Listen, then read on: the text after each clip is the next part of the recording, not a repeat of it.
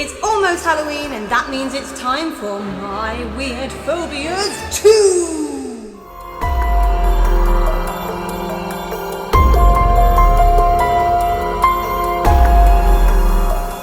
My phobias are not the usual kind of fears that normal human beings have. No, my phobias are weird.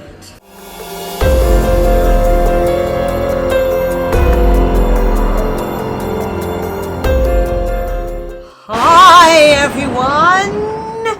Yes, it's that time of year already. Where is 2019 going? It's time for another Halloween video all about some of my weird phobias.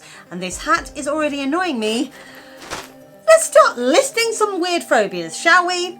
Okay, so number one is something that people very close to me already know about, and I'm sharing it with you in the knowledge that there are going to be people who massively disagree with me and who might be borderline offended. So please let me preface this by saying, don't hate me, I don't hate you.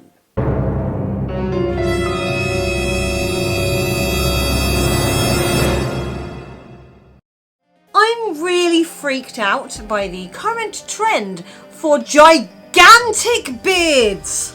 I'm not talking about men with short, neat, trimmed beards that look nice and I can go, yeah, I see that you've done that, that's great, I'm not bothered by that. I'm talking about men with ZZ top length beards that just look like they could have things living in them.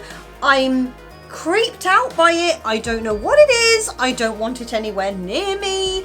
It makes me feel really genuinely icky. I've spoken to men who've had beards down to like here, and I've had a normal conversation with them, and I've been polite and nice and friendly because I believe in being nice, polite and friendly as much as you can.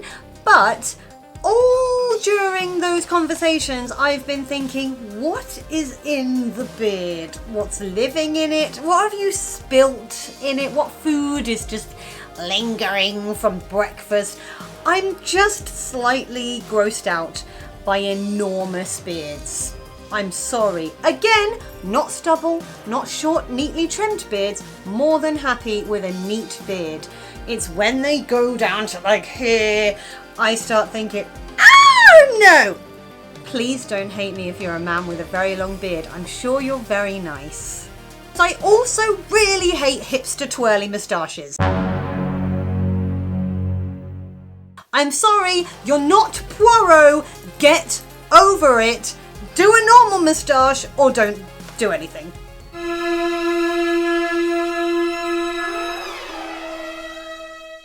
I'm really grossed out by dirty fingernails, to the point that if somebody is talking to me and I can see they've got a lot of dirt under their fingernails, I start genuinely thinking, please don't touch me, please don't touch me, please don't offer me any food because you have really gross, dirty fingernails. I don't have nails. My nails are very, very short, but I obsessively clean under them all the time, like probably every other night, at least, if not every night, I clean under my nails. Yes, probably a bit obsessional about it, but I'm also very aware of grim dirt and germs that can get under there. I'm somebody who does occasionally nibble on her nails, and I don't want to ingest anything disgusting. So I'm very religious about cleaning them. And when I see somebody whose nails are like thick with dirt, no. What are you doing?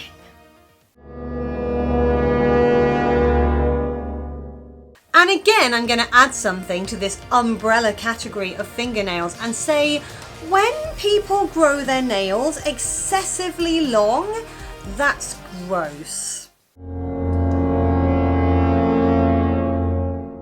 I'm really weirded out by people with really excessively long fingernails. I don't understand it. I don't know how you can do anything when your nails are ludicrously long.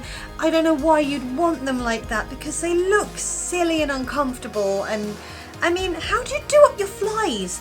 How do you wash in the shower without poking yourself in places? No.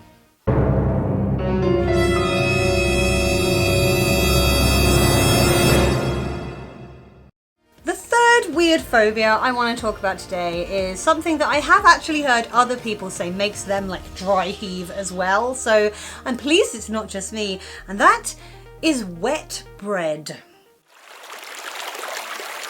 I am somebody who doesn't like it when my food goes soggy if it's not meant to be soggy.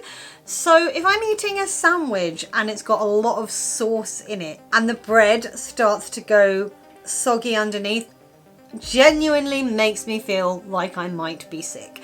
I can't stand it. It's less of a phobia, I suppose, and more of something that I'm just grossed out by, as are most of these things this year. But hey, I've been doing this for 4 years.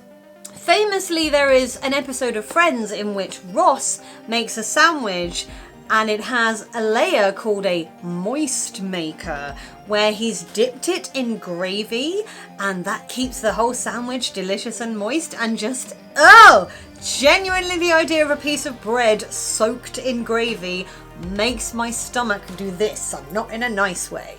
You see, my sister makes these amazing turkey sandwiches. Her secret is she puts an extra slice of gravy-soaked bread in the middle. I call it the moist maker. My sandwich! My sandwich! Trust me, Ross, you are welcome to it.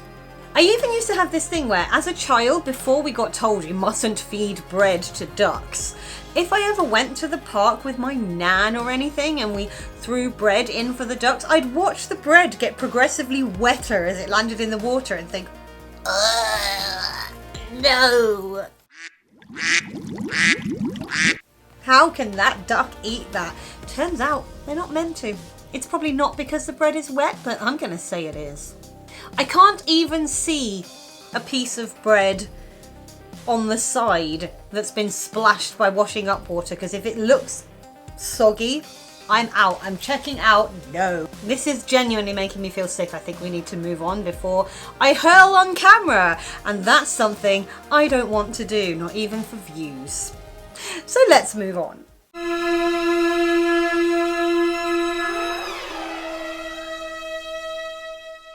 There's a huge trend, or it seems to be slowing down, but there has been a huge trend for people to enjoy watching pimple popping videos. What the hell is wrong with you people? I'm going to be really honest with you, and just, I like to be honest on this channel and share things, so I'm going to say it because it's true. If I have a spot, yes, I quite enjoy squeezing it. Not going to lie, I don't have the best skin, that's probably why, but there is something very satisfying about popping a pimple or squeezing out a blackhead. Blackheads especially, that's just genuinely enjoyable. Wow, I've shared too much. But I don't want to watch someone else squeeze spots. Why would I want to watch somebody with a huge boil get it lanced and pus go everywhere? No. I'm really hoping that no one's watching this video either just before or after dinner, because I'm talking about a lot of gross stuff. Soz. Pimple popping videos used to be so popular, and kind of still are, but they were going through such a trend a while back that I couldn't even go onto Facebook and scroll through my feed without somebody posting a video of a spot being squeezed on camera and it just erupting, and I'd have to be like, because I'm a normal human and I react completely maturely to all things. I guess people watch it because they're like, oh, what a massive spot. When that gets popped, it's going to be so satisfying. But no! No!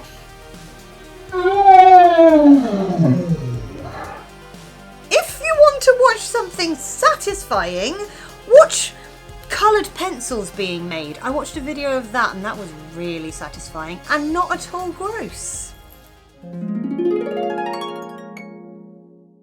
I think it's best we end here because I've made myself feel kind of nauseous and also just generally grossed out. And I've probably shared too much as well.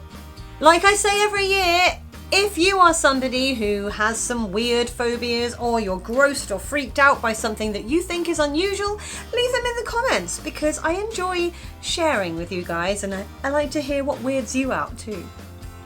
Is that weird? Probably. If you enjoyed this video, feel free to give it a spooky thumbs up. You can click on my spooky head if you would like to subscribe, and last week's video is going to be over there. I'm going to go and avoid big beards and dirty fingernails, wet bread and pimple popping videos. Speak to you next week. Bye!